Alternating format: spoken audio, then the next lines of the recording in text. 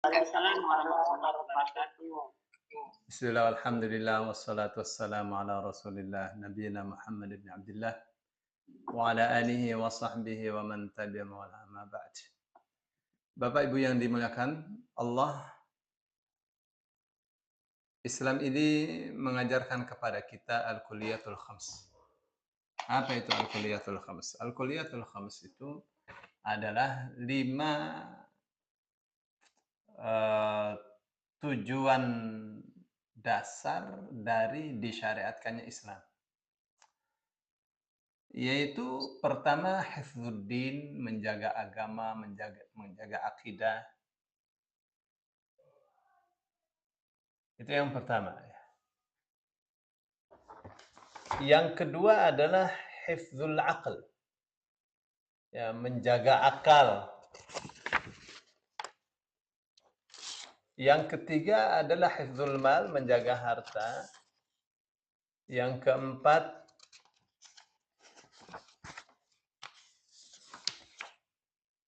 hifdzul nafs, menjaga jiwa.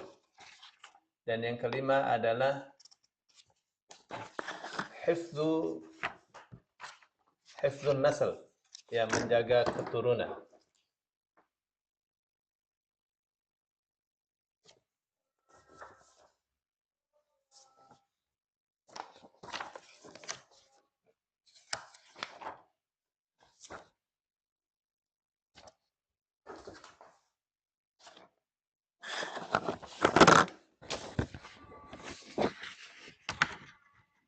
Ada beberapa ya cara untuk menjaga agama,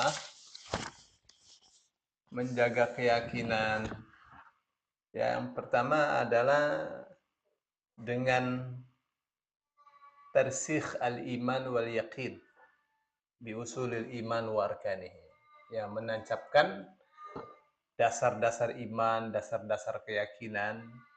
Ya, dengan apa itu? Ditancapkan hati kita ini dengan rukun iman, supaya mantap hati kita, faham rukun iman, faham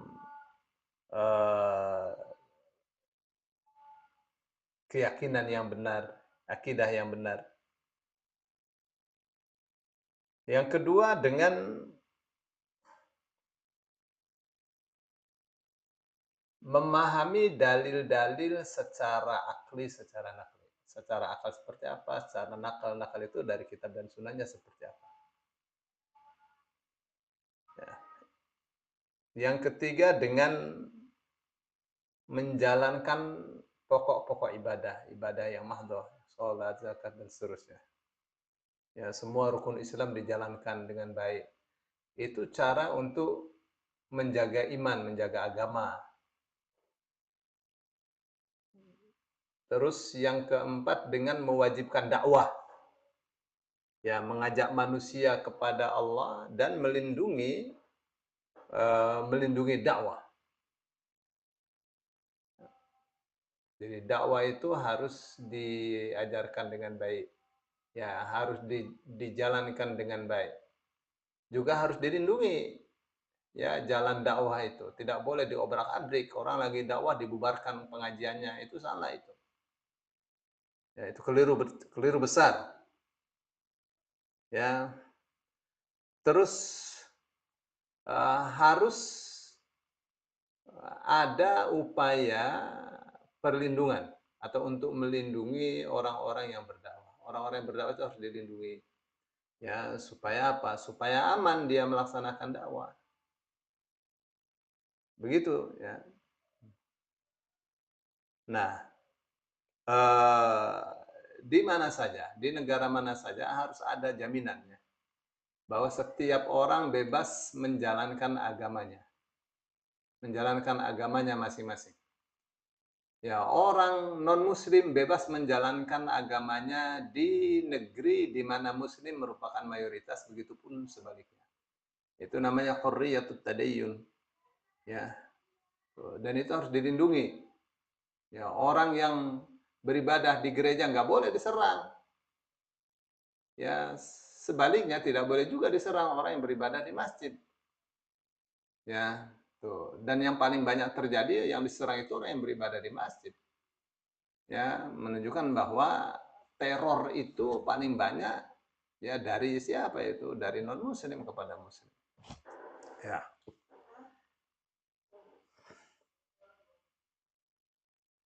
Terus ada disyariatkannya jihad itu sebenarnya ya untuk melindungi agama.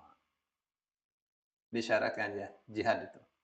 Ya, disyaratkannya jihad itu untuk menjaga atau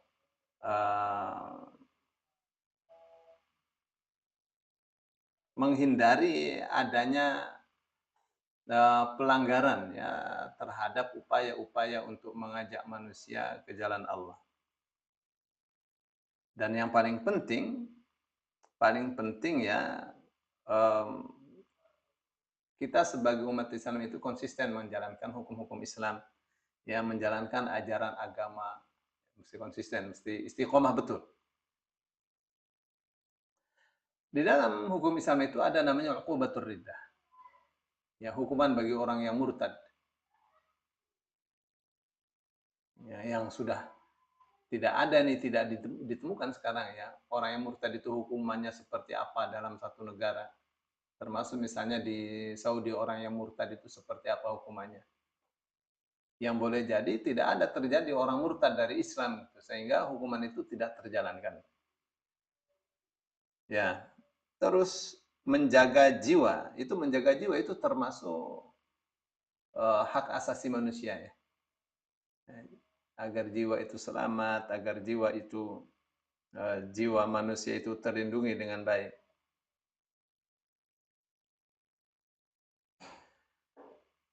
Bagaimana itu caranya? Ya, caranya dalam Islam itu supaya tidak habis spesies manusia itu ya, maka disyariatkanlah pernikahan ya supaya manusia bisa berkembang. Ya, terus disiapkan alat-alat untuk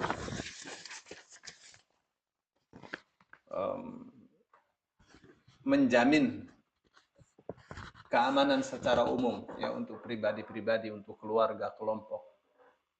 Ya, harus ada itu. Ya.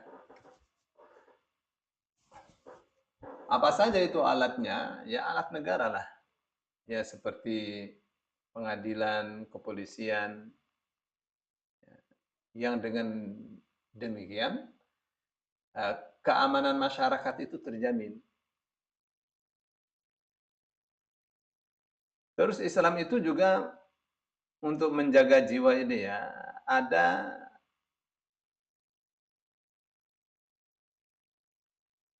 satu hukuman ya, namanya qadhaf. Jadi di dalam Islam kemuliaan, kehormatan manusia itu harus dilindungi. Jadi tidak boleh orang sembarangan menuduh orang lain berzina. Ya, harus ada bukti, 4 orang saksi atau bukti, entah video, entah kalau perempuan berupa kehamilan misalnya, itu bukti. Atau pengakuan. Ya, sehingga tidak boleh ada orang yang menuduh orang lain berzina atau menuduh apapun tanpa ada alat bukti yang cukup. Di dalam Islam juga ada namanya rukhsah. Ya, untuk apa itu? Untuk melindungi jiwa itu. Orang yang wajib puasa. Ya, tapi sakit dalam keadaan perjalanan, dalam keadaan jihad boleh tidak puasa, ya, tapi dibayar. Nanti di hari-hari yang lain di luar Ramadan, misalnya. Itu dalam rangka itu tuh, dalam rangka melindungi jiwa, rukhsah. Ya. Terus ada diharamkannya membunuh. Ya, membunuh seseorang, bunuh diri, membunuh orang lain. Sebaliknya ada juga ya disyariatkan qisas. Ada qisas, ada diyat, ada kafarat. Itu sebenarnya diletakkan itu hukum-hukum itu untuk melindungi jiwa. Termasuk jihad juga untuk melindungi jiwa, ya melindungi masyarakat, melindungi bangsa. Mempertahankan negara itu jihad. Ya, untuk melindungi orang-orang yang ditekan, orang-orang yang dijajah. Ya, dia syaratkan juga menolong orang yang dizalimi. Ya, unsur zaliman atau mazluman. Ya, tolonglah orang yang zalim atau yang dizalimi. Menolong orang yang zalim itu dengan memegang tangannya agar dia tidak zalim. Ya, disyaratkan juga membela diri, ya, membela diri, membela keluarga. Sampai Rasul Shallallahu Alaihi Wasallam mengatakan, "Faman qutila duna nafsihi fahuwa syahid, wa man qutila duna ahli fahuwa syahid, wa man qutila duna ahli fahuwa syahid." Siapa yang terbunuh karena membela nyawanya, membela nyawa keluarganya, membela hak hartanya, maka dia syahid. Begitu. Ya, itu cara di dalam Islam ya untuk melindungi jiwa. Ada kemudian yang ketiga adalah hifzul aql, menjaga akal. Jadi kita ya belajar Bulughul Maram, belajar tafsir, hal-hal yang berkaitan dengan hukum itu semua tuh. Ya. Kenapa akal itu harus dilindungi? Karena ini bagian yang paling terhormat akal tuh. Sekaya apapun, tampan apapun, secantik apapun manusia, kalau tidak ada akalnya, tidak ada harganya. Ya, justru dengan akal itulah manusia dimintai pertanggungjawaban. Ya, dengan akal itulah manusia bisa bertanggung jawab dan dimintai pertanggungjawaban karena dia ada akalnya. Dengan akal itulah manusia berbeda dengan makhluk manapun. Ya, berbeda dengan binatang, berbeda dengan hewan karena dia punya akal. Ya, dengan akal itu pula lah manusia bisa menjalankan fungsinya sebagai khalifah fil ardh. Ya, sebagai penguasa yang meramaikan bumi. Ya, bisa membawa atau bisa menjalankan amanat dari Allah Subhanahu wa taala untuk menjalankan segala perintahnya, menjauhi segala larangannya. Nah, bagaimana caranya untuk menjaga akal? Ya, pertama di dalam Islam itu tidak boleh orang merusak akal dengan cara apapun. Ya, dengan cara misalnya mengkonsumsi narkoba, mengkonsumsi barang-barang yang memabukkan. Ya, termasuk konsumsi untuk mata. Mata ini juga butuh untuk konsumsi. Ya, diharamkan melihat yang jorok-jorok. Nah, itu dia tuh. Ya, banyak orang yang terjerat dalam pelacuran gara-gara melihat film-film atau gambar-gambar yang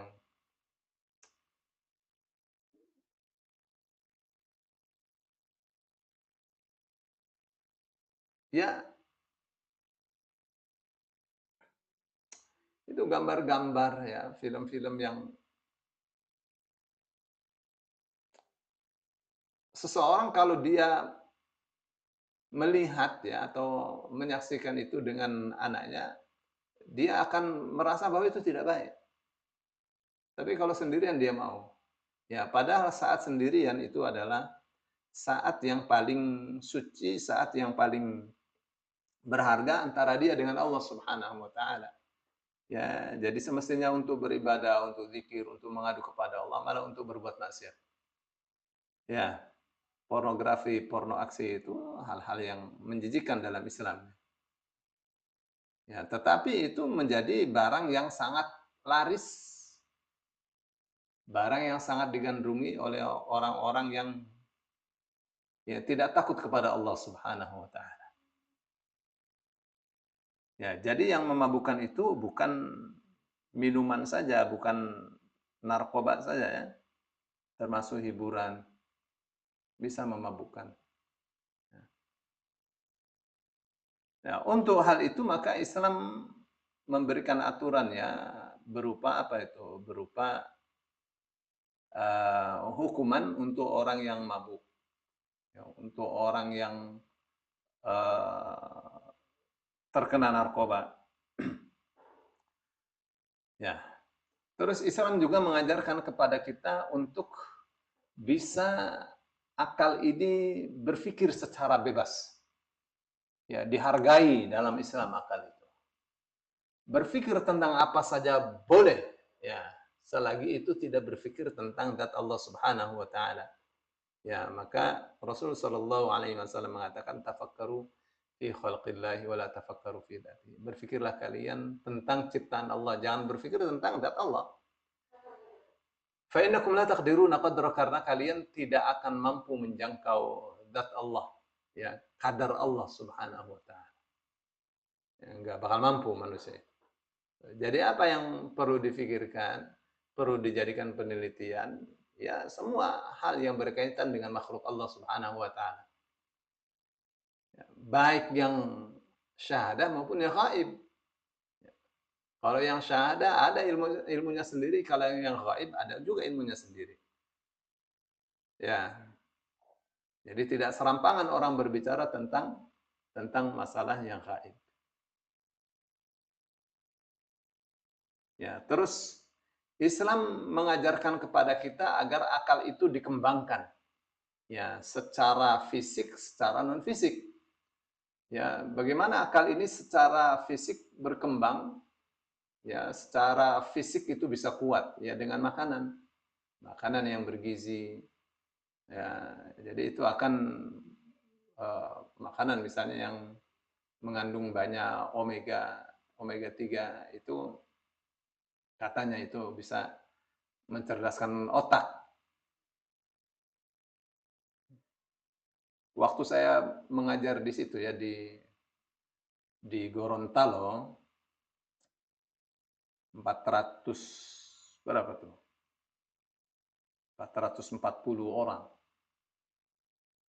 Itu kepala sekolahnya mengatakan bahwa anak-anak Gorontalo yang diterima di Mancendikia itu rata-rata mereka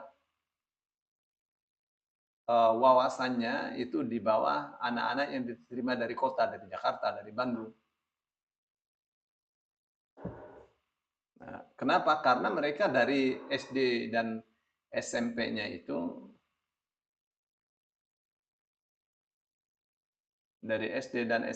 itu dapat wawasannya sedikit.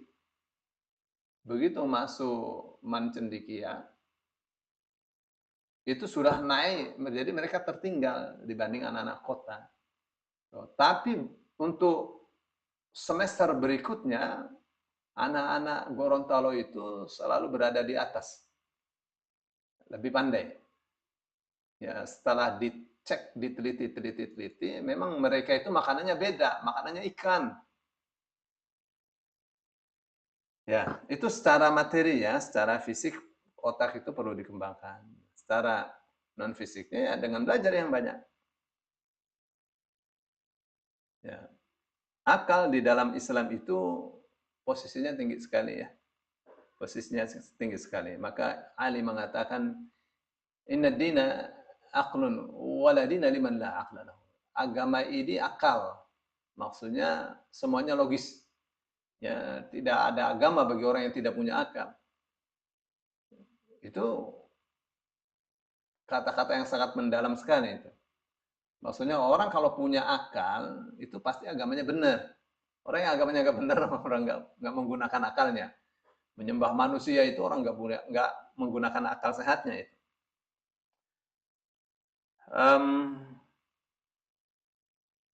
Di dalam Islam ya akal itu harus terbebas dari khurafat. Ya, akal itu harus terbebas dari khurafat, harus terbebas dari apa namanya, harus terbebas dari hal-hal yang tidak nyata. Ya, seperti misalnya sihir, apa tuh, pedukunan. Ya, akal tuh harus terbebas dari itu. Udah jangan diikuti tuh dukun-dukun kayak gitu. Ya, oh indigo apa segala, jangan pernah percaya. Tapi ini benar terjadi, itu namanya percaya sama indigo. Yaitu orang yang indigo itu ya orang kemasukan jin itu. Apa yang dikatanya terkadang benar, terkadang dan sering salahnya. Tapi mempercayainya itu bagian dari kufur. Indigo itu sama saja dengan dukun. Ya. Jadi seperti mengetahui yang gaib, itu yang Rasul Shallallahu alaihi wasallam katakan, "Man idda'a ilmal ghaibi faqad kafara bima unzila ala Muhammad." Siapa yang mengklaim dirinya mengetahui yang gaib, maka sungguh ia telah kufur terhadap Al-Qur'an yang diturunkan kepada Muhammad. Ya. Jadi harus terbebas akal dari hal seperti itu. Kita lihat misalnya ya, Roy Kiyoshi. Roy Kiyoshi itu kalau bicara tentang masalah yang gaib kayaknya waduh serba tahu dia. Di rumah sini, pojokan sini sampai dia lukis tuh bentuk setannya. Ya, itu sebuah kekufuran itu, nggak boleh itu. Ya, meskipun dia ibu harus sholat apa segala, tapi itu tidak boleh. Ya, ternyata dia sendiri tertipu oleh sopirnya ratusan juta. Jadi bagaimana dia bisa meramal orang lain tidak bisa mengetahui apa yang terjadi untuk dirinya. Ya, baik. Akal juga harus dilatih, ya dilatih agar cerdas, agar paham, agar wawasannya luas, ya memiliki banyak keterampilan, ya pandai berpikir, pandai menemukan solusi dari segala permasalahan, atau yang disebut dengan problem solving, itu yang paling penting itu untuk akal. Ya, dalam Islam ada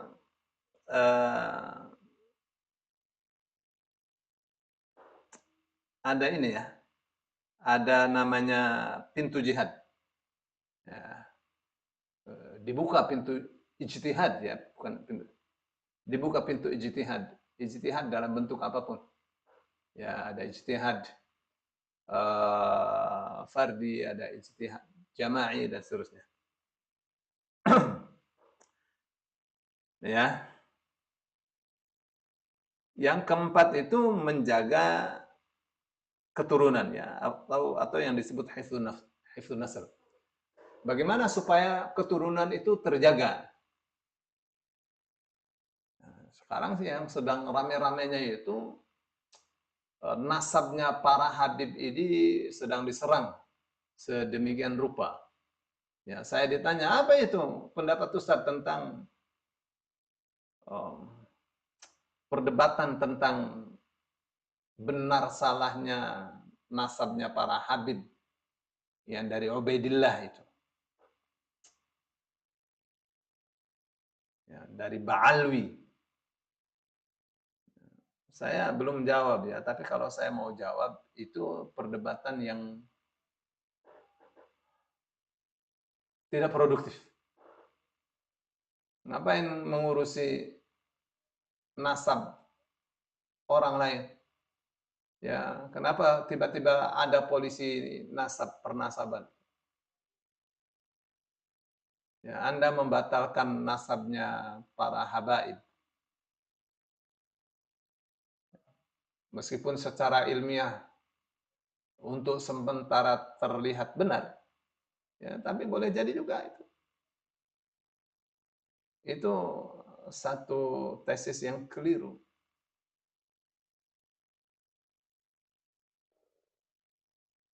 Ya, ulama-ulama di dunia sekarang sudah bergerak. Ya, kebanyakan tidak setuju tuh dengan pembatalan nasab itu. Ya, ulama-ulama yang alim-alim itu dari Sudan, dari Somal, ya keturunan Rasul di mana-mana. Dan itu terpelihara sekali. Ya, ada di Indonesia ada banyak keturunan Bani Syaibah. Jadi mereka kalau dirunut sampai ke Rasul Shallallahu Alaihi Wasallam, ya dari Syaibah sampai ke kakek mereka, itu secara turun temurun ya pernasabannya itu. Ya, terkadang terputus, maksudnya terputus itu ada garis yang tidak diketahui siapa namanya gitu. Sampai 1400 tahun lebih kan. Rasul Shallallahu Alaihi Wasallam saja ke Nabi Ibrahim itu dari beliau sampai Adnan itu sudah cukup. Ya, kalau sudah sampai adzan Rasul cukup sampai di situ. Kesananya nggak jelas siapa. Tapi bukan berarti Rasul itu bukan keturunannya Nabi Ibrahim alaihissalam. Baik, Bapak Ibu yang dimuliakan Allah. Bagaimana Islam itu, bagaimana cara agama Islam menjaga keturunan? Ya, tentu yang pertama adalah disyariatkannya pernikahan. Nah, diharamkannya perzinahan. Ya. Jadi pernikahan itu disyariatkan, legal ya. Terus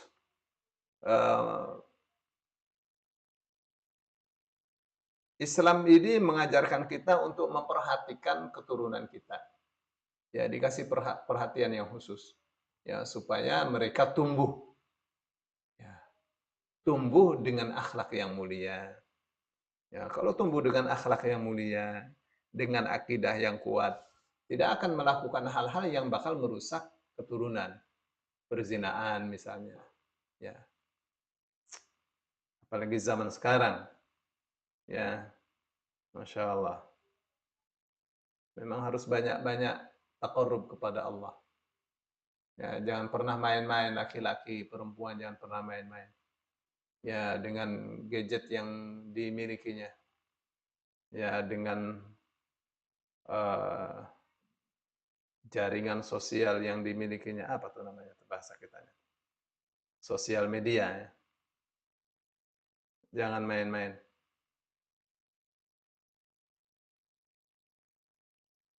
Terus berikutnya adalah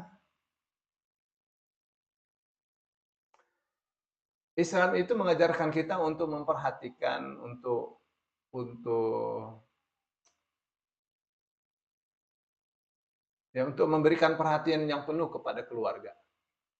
Ya, bagaimana keluarga ini bisa tumbuh dengan dasar-dasar keislaman yang benar. Bagaimana hukum Islam itu tumbuh di dalam hati masing-masing anggota keluarga kita. Anak umur sudah balik, sudah mulai haid, tidak boleh keluar rumah kecuali dalam keadaan menutup aurat.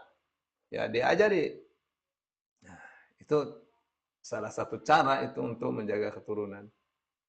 Ya, apa hubungannya dengan menutup aurat? Ya, hubungannya dengan dia menutup aurat dengan baik, pakai baju syar'i dengan baik. Orang tahu kalau ini adalah orang yang tidak mau diganggu. Orang ini tidak ingin berbuat yang kotor. Ya, berbeda dengan orang yang pakai bajunya sengaja diperlihatkan auratnya, pakai bajunya merayang, transparan, itu apa maunya coba? Ya, itu banyak terjadi perzinahan itu karena pakaian perempuan yang nggak benar.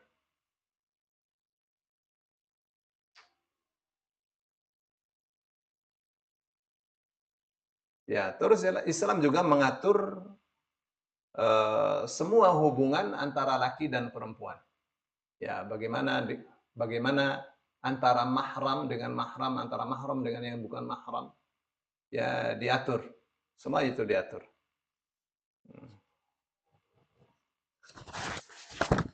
Terus ada namanya hadduz zina, ya, orang yang berzina dihukum. Ya, supaya apa? Supaya masyarakat takut kalau mau berbuat zina. Dengan tidak adanya hukuman itu yang menjadikan hukum itu tidak berwibawa. Nah, yang kita pelajari di Bulughul Maram, yang ini sekarang di hadis tentang bai'ul ainah, itu bagian dari hifdzul mal, ya, menjaga harta. Dilarang riba, dilarang apa namanya itu, dilarang nyogok, apa sih bahasa kitanya, ar-rashi wal murtashi finnar, gitu. Ya, orang yang menyuap dan yang disuap masing-masing masuk neraka. Ya. Baik. Jadi bagaimana itu upaya Islam menjaga menjaga harta manusia. Ya, pertama agama kita menganjurkan umatnya untuk bekerja, untuk mencari nafkah yang halal. Ya. Yang kedua, di dalam Islam disebutkan bahwa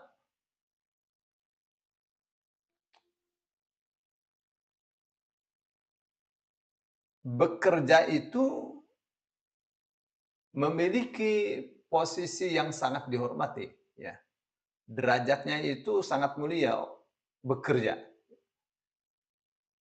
Orang yang bekerja itu disebut sebagai orang yang jihad fi sabilillah. Ya, terus di dalam Islam untuk urusan muamalah itu sifatnya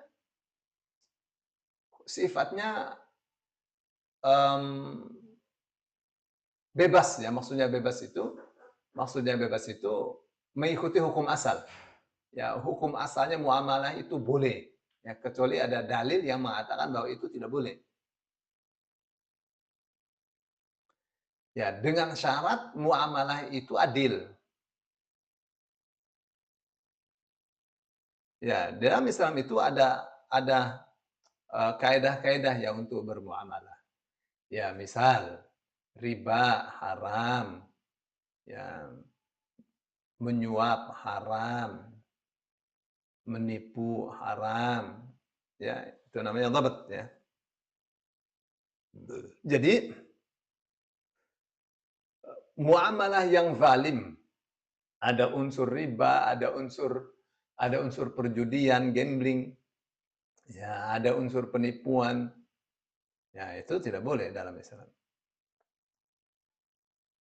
Ya, jadi menyita harta orang lain tanpa hak,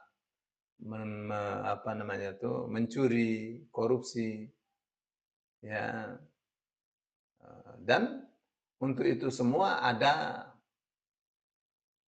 hukumannya tuh di dalam Islam, ya.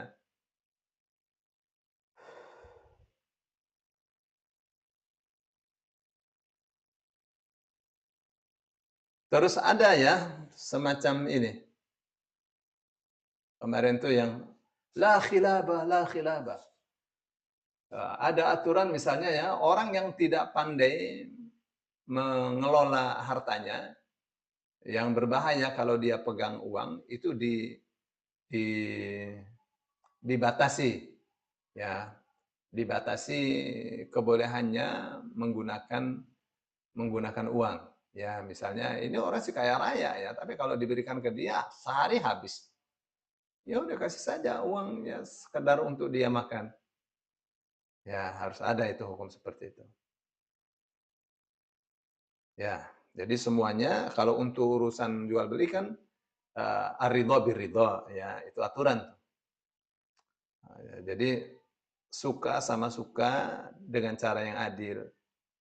Dan yang paling pokok, paling penting, Islam ini mengajarkan kepada kita untuk mengembangkan harta, ya, untuk mengembangkan harta, untuk untuk menanam harta supaya berkembang, supaya tumbuh dan berkembang. Bapak Ibu yang dimuliakan Allah.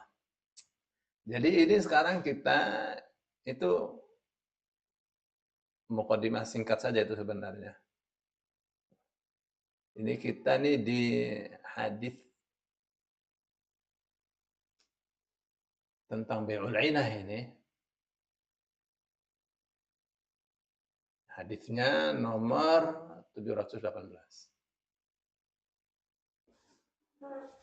Wa 'an Ibnu Umar, dari Ibnu Umar radhiyallahu anhuma, qala, ia mengatakan, sami'tu Rasulullah, aku mendengar Rasulullah sallallahu alaihi wasallam, yaqulu, beliau bersabda, idza tabaya'tum bil 'inati, apabila kalian jual beli dengan 'inah, wa akhadhtum adnabal baqari, dan kalian memegang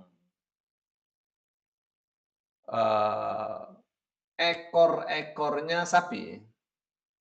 Waraditum bizzar'i, dan kalian ridho dengan pertanian. Wa taraktumul jihada, sedang kalian meninggalkan jihad. Sallallahu alaikum dzullan, maka Allah akan menguasakan kepada kalian berupa kehinaan.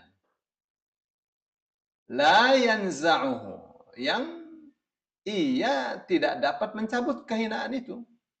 Hatta tarji'u ila dinikum, sehingga kalian kembali kepada agama kalian.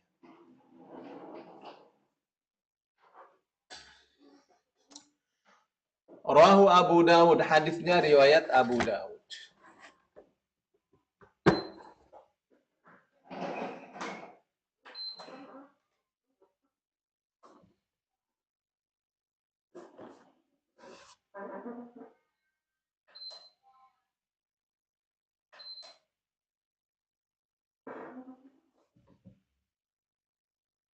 Min riwayat Nafi'in anhu, dari riwayat Nafi' darinya.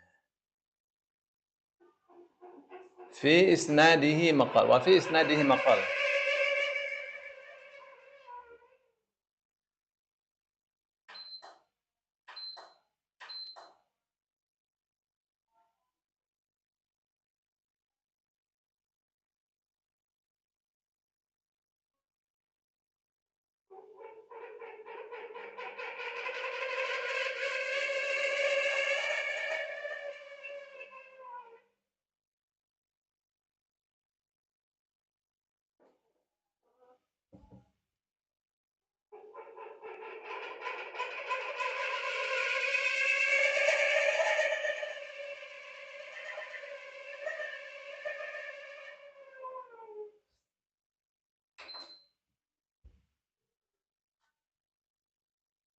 Wali Ahmad nahu min riwayat Atha, dan dalam riwayat Ahmad semisalnya juga dari riwayat Atha. Wa rijalu thiqat, rijalnya thiqat, ya, wasahahahu Ibnu Al-Qattan, dan disahkan oleh Ibnu Al-Qattan. Ya, secara garis besarnya hadisnya ini hasan. Ya, berarti bisa dijadikan sebagai sandaran hukum. Baik. Apa itu bai'ul inah? Jadi ini sebenarnya urusannya urusan jihad ya. Tapi dikaitkan dengan jual beli dengan pertanian. Ya. Pertama tentang hukumnya bai'ul inah. Jadi Rasul Shallallahu Alaihi Wasallam mengatakan, "Idza tabayatum bil inati." Apabila kalian jual beli dengan inah. Ya, itu jual beli yang ya, masuk dalam bab riba. Bagaimana itu gambarannya? Jual beli inah itu begini. Saya butuh dana. Berapa butuhnya? 20 juta.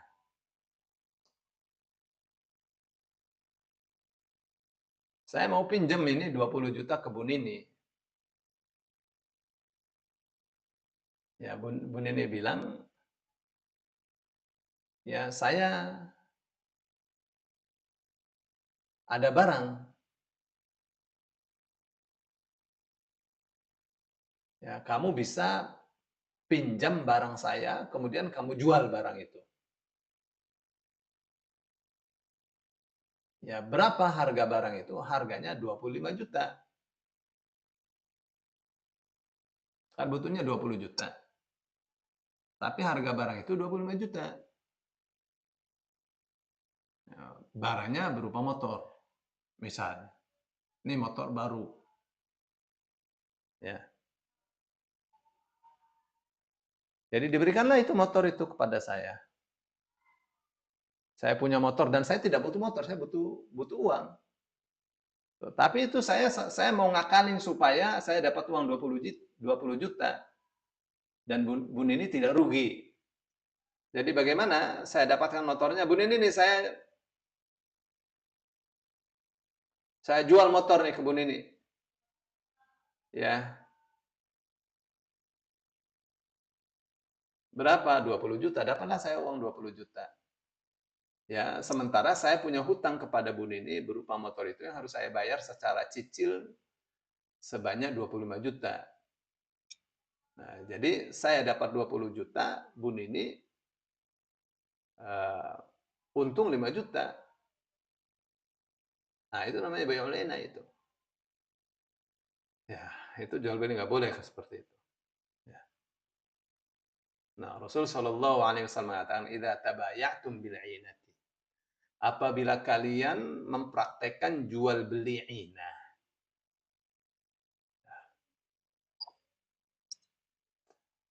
Wa akhadtum adnabal baqari, dan kalian pegang apa namanya tuh ekor-ekornya sapi. Wa raditum bizzar'i, dan kalian ridho dengan pertanian. Wa taraktumul jihad, dan kalian tinggalkan jihad. Ya, jadi memang ini orientasinya duit aja. Ya, inah itu praktek jual beli yang haram. Ya, yang tadi ini pertanian. Ya, dia pegang itu sebenarnya bahasa kinayah, ya, bahasa kiasan.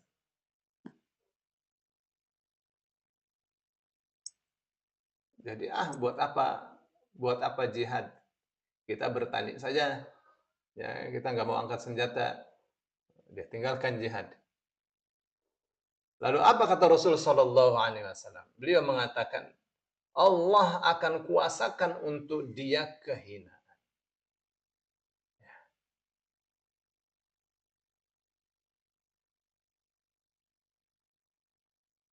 Sallallahu alaikum dhullah. Allah akan kuasakan kehinaan kepada kalian. Kalian akan dikuasai oleh kehinaan.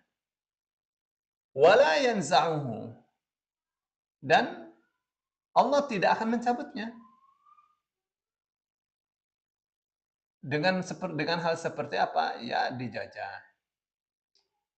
Ya, akan dijajah. Zaman itu urusannya penjajahan, ya. Sekarang penjajahannya itu ya penjajahan ekonomi, budaya, ideologi, ya, perang pemikiran itu. Ya, wawasan, akhlak itu yang dijajah sekarang. Dan Allah tidak cabut itu, ya, kecuali kitanya mau mencabut sendiri. Bagaimana itu? Itu yang Rasul katakan, hatta tarji'u ila dinikum. Sehingga kalian mau kembali ke agama kalian. Bapak Ibu yang dimuliakan Allah. Beberapa pelajaran yang kita bisa ambil dari hadis ini adalah pertama, diharamkannya cenderung kepada dunia dengan meninggalkan perhatian kepada agama. Ya. Yang diantaranya yang paling tinggi, paling besar adalah jihad fisabilillah. Karena jihad fisabilillah itu adalah dzirwatu sanamil Islam, puncaknya Islam. Jadi orang kalau mau jihad itu sudah puncaknya Islam. Ya, itu satu ya. Jadi jangan cenderung kepada dunia tapi agama ditinggal. Ya. Kalau tadi kan pegang apa namanya? Ekor sapi, dan ekor sapi untuk apa? Untuk membajak. Jadi dipegang sapinya untuk bajak tanah, suka dengan pertanian, ya jihad tidak diperhatikan. Ya, kalau kita sekarang apa ya, wah sibuk dengan bisnis, sibuk dengan apa saja, tapi urusan agama tidak ikut andil, ya tidak sungguh-sungguh mengurusi agama. Nah, itu yang Allah katakan sallallahu alaikum dzullah. Ya. Allah akan timpakan kalian kehinaan. Wala yanza'u, dan Allah tidak akan cabut itu. Hatta tarji'u ila dinikum, sampai kalian kembali kepada agama kalian. Ya. Jadi mau mulia jangan cenderung kepada dunia meninggalkan agama. Hadis itu juga mengajarkan kepada kita bahwa apabila orang-orang Islam itu sibuk mengumpulkan harta, sibuk dengan urusan pertanian, ya, dan meninggalkan jihad fi sabilillah, nanti Allah akan timpakan kehinaan. Ya, di mana mereka atau bangsa itu akan dikuasai oleh musuhnya, dijajah ya secara agama, dijajah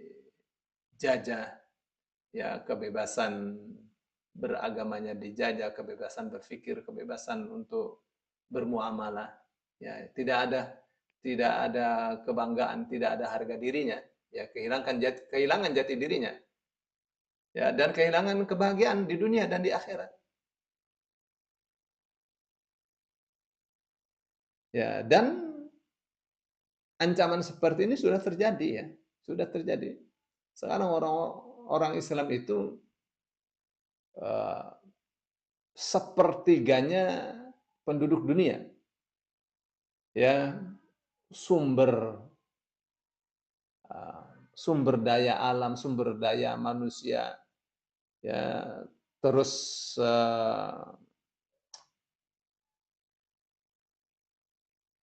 sumber daya alam, sumber daya manusia yang dimiliki oleh negara-negara Islam itu, wah, luar biasa, hebat, luar biasa. Ya.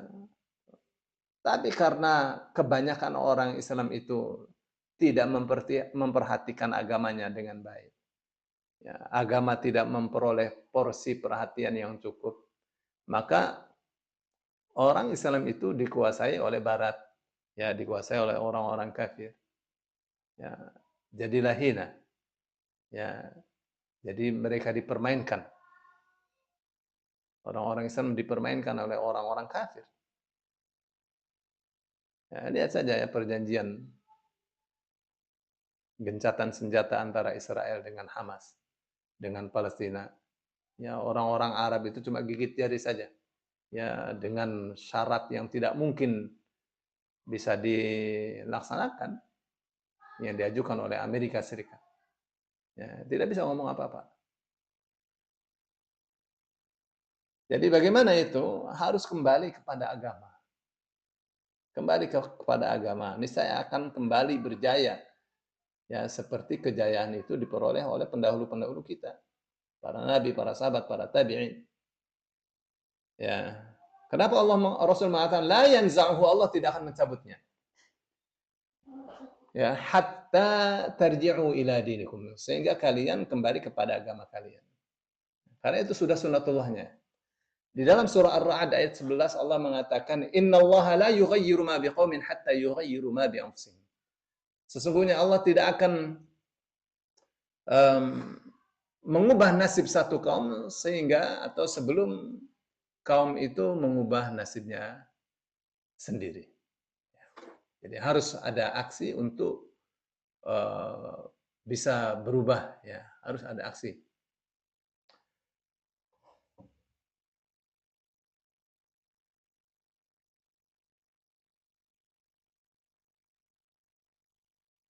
Jadi jelas ya, kalau Rasul SAW katakan tidak ada jalan itu untuk memperoleh kebahagiaan, untuk memperoleh kejayaan, ya, bagi orang Islam itu. Baik kejayaan, kebahagiaan dunia dan akhirat, tidak ada jalan, ya, kecuali melalui agama ini. Jadi jalannya adalah Islam.